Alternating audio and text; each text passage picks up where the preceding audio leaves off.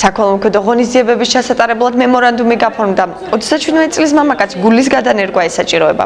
ოპერაციისთვის, რომელიც საქართველოში არ კეთდება, 100,000 ამერიკული დოლარია საჭირო. ოპერაციის ნაწილი დაფინანსებულია და შესაგროვებლად დარჩენილია 30,000 დოლარი.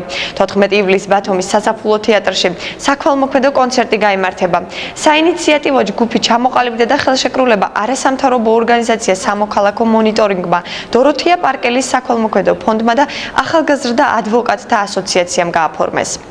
ეს არის ახალგაზრდა კაცი 37 წლის და მისი გადასარჩენად ფაქტიურად არის დარჩენილი 30,000 დოლარის შეგროვება. მე მოუწოდებ საზოგადოებას, რომ უფრო მეტად იყვნენ აქტიურები, ასევე მოუწოდებ საჯარო მოხელეებს და ასევე ბიზნესმენებს, რომ ჩაერთონ და გაიღონ შესაბამისად თანხები. 14 ივლისს ვაპირებთ კონცერტის გამართვა საზაფხულო თეატრში, როგორც უკვე ბატონმა დავითმა ისაუბრა და მე მოუწოდებ ყველას, რომ ჩაგვერთოს რაც შეიძლება მეტი ორგანიზაცია, რაც შეიძლება მეტი ადამიანი და ერთად დავეხმაროთ რამაზ ტაკიძეს, რომელსაც სჭირდება ოპერაცია გულის და ჩვენ ერთად გადავარჩინოთ რამაზ ტაკიძე.